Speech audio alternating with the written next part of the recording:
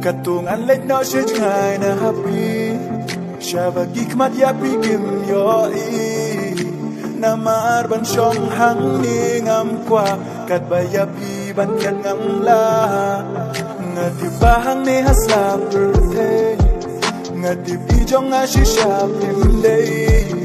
Wala nga benut kat nuru Ya jing ihit ngan om your shoe Haman kibo Haman ki kenta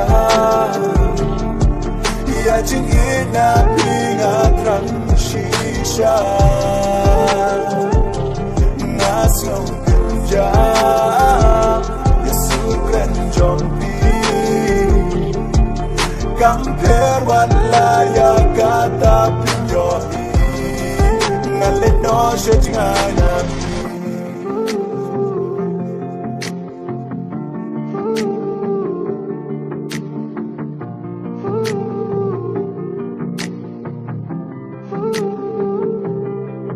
Ngati punta pila yo jingkmen Namar ya uba itila shem Kijing ang nujong pi baro Menta shisha pila yo Ya kaying kasem pila venhon Kumba kadu pidai kaku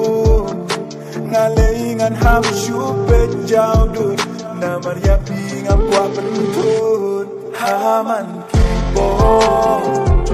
Haman ki kenta Ya jing ina pinga trang shisha Ngasong kenja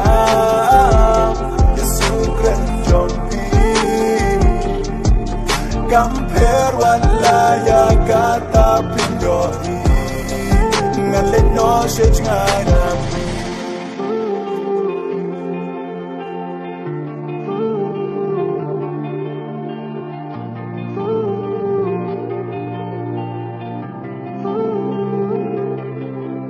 Kasining kong bangi gendu Shibon kikin tin jingit pibu Ngam laban klet war bapia Haru bahangaru ngaya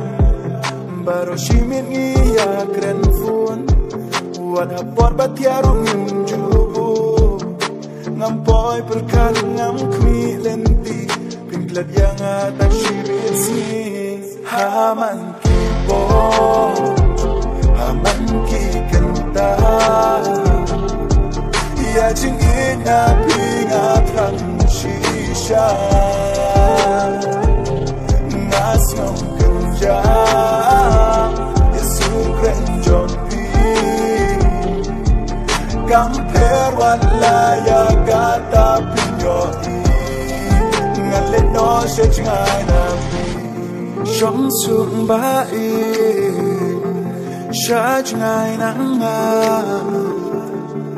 Ngangek piosyo ya ini jing rua jonga Lada jing i jonga ya pi Galong ka ba shisha Hakawai kasi Pinsayang tang Kumbayang mga